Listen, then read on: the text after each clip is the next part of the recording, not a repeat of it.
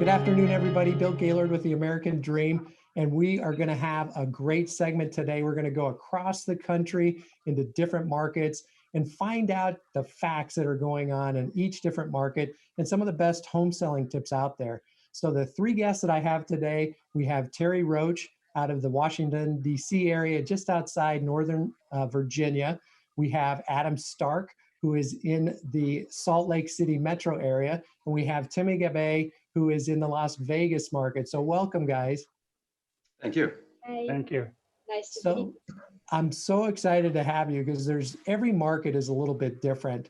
And Terry, I want to start with you. In your market, tell me what's going on with the pricing of homes. I mean, you've said before that sometimes realtors just aren't getting it right in terms of pricing homes in their marketplace. And why is that?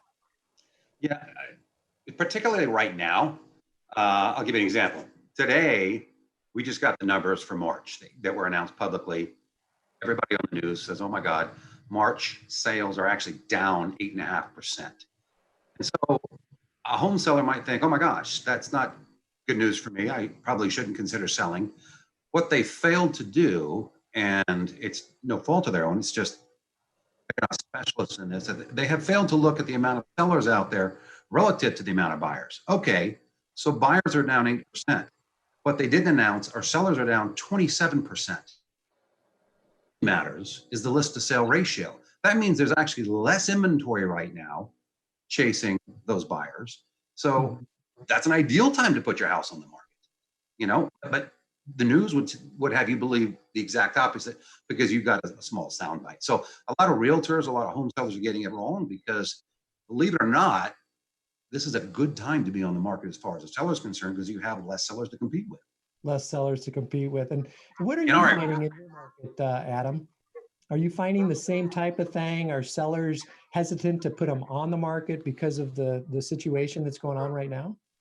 Well, taking a look at what's happening right now versus a year ago, we had about 8,500 homes on the market a year ago, and today we have 7,800.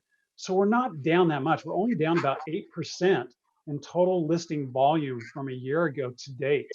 And so what that's telling us is that there still is homes being listed. We are actually on a low inventory, just like the Washington, D.C. area, where people are still putting their house on the market. It's going under contract very quickly. With the recent things that have been happening with the coronavirus, it has delayed things just a little bit. Maybe it takes a little bit longer, but homes are still going under contract with multiple offers. We actually have about 4% less homes this year going under contract than a year ago. So it's still high volume going under contract in that short period of time. Mm-hmm. And Timmy, true up and comer here in Las Vegas. What are you finding in this Las Vegas market? Is it still active? Because I know that there's been some areas that have been hit hard with the unemployment. Are you still seeing a lot of homes come on the market and the inventory levels are good? Yes, fortunately, our market is still really strong. Actually, sales are 5.6% higher compared to 2019 March. And it is still a strong seller's market. People are still putting their houses on the market, and buyers are still putting their offers in the first 30 to 60 days. So I feel like the Las Vegas market is still really strong. And if we're looking at the news, it can be scary for Las Vegas because of the high unemployment rate. But everybody has to understand that as well, that we don't have unemployment because actually everybody got fired. This is the way that casinos are helping the employees to still have income during this time when casinos are closed. So basically, I think our market is strong and it's going to continue to be strong. Yeah.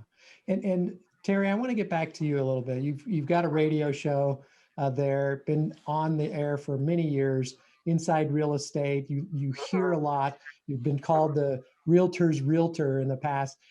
So how are the buyers? What are you hearing on your show that is indicating change in the future? And where do you think it will go as we come out of this? It's interesting. Our Association of Realtors actually does a flash survey every week, and they ask realtors.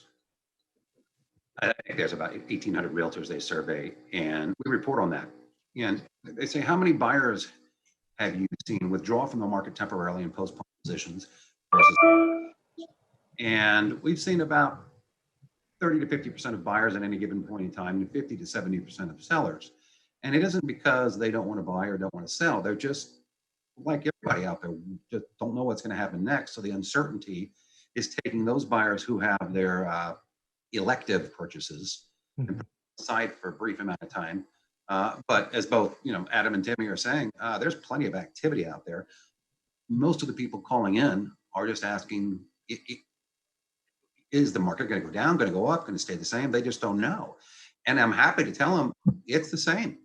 If anything, you're going to have a harder time as a buyer right now because there's less inventory, which is good. I mean, you want to buy into strength. You want to buy into a market going up, right? You don't want to buy into a market going down. So it's all good news. I mean, real estate front anyway. And Adam, I know that Utah was very, very busy, and you've talked a little bit about the strength of the buyer. Do you see that continuing? Do you think that's going to get better as we actually start, as the country starts to open up a bit? Yes, I really see Utah has really been in the forefront of trying to get back into business. On March 24th, the governor put together a plan called the Utah Leads Together 1.0. It was just revised on April 17th to a 2.0 plan. We are starting to move towards from a stay safe, stay home to a stay safe, stay smart. And so we're allowed to go out, still being in small groups, but getting out, enjoying the outdoors, being able to go to restaurants but not sit down. You can go inside and you can order food, but you need to leave afterwards. So we're starting that progression. It's not going to be like a light switch that just flips on and we're back to normal. It's going to be more like a dial, this dial of risk from red, orange, yellow to green. And we're starting to move into that orange category from that red, at least here locally in Utah, as we make this progression to our new normal. Mm-hmm.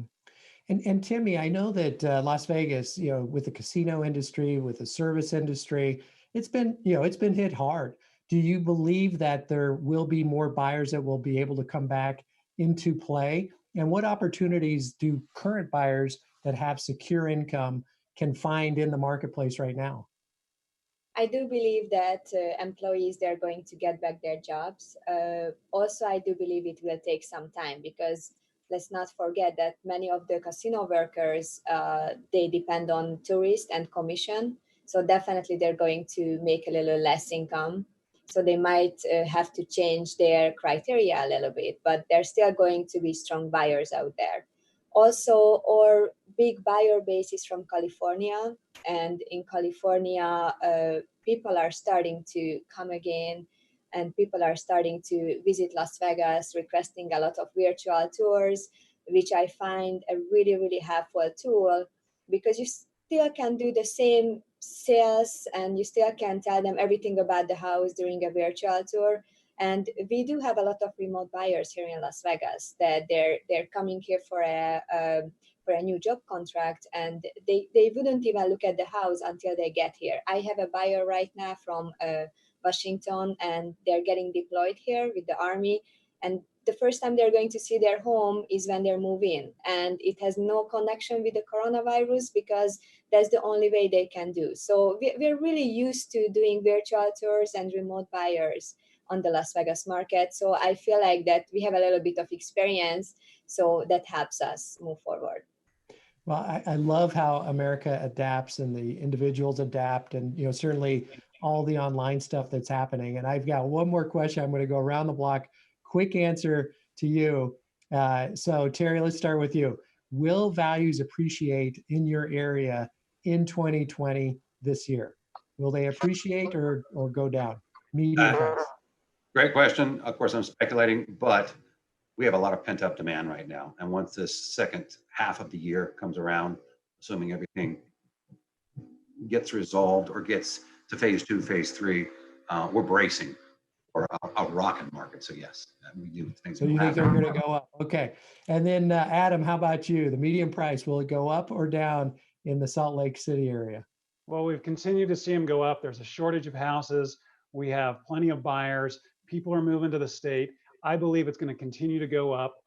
We may see a little bit of a lull for a little bit of time, but it's going to go up from here as the economy comes back online and people start to get their jobs back and start to really get into whatever our new normal is. And certainly with the interest rates that have low, Timmy, do you think that Las Vegas, do you think they're going to go up or down this year, median home price in Las Vegas? I truly believe that the prices are going to go up, property value is going to go up, and we're going to hit a new medium record price here that we hit a month ago. We're going to top on that. Well, that's great. You guys have been awesome today. Really appreciate your time.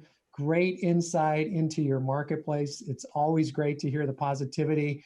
And we look forward to seeing you again soon on the American Dream. This is Gaylord out. Thank you, guys.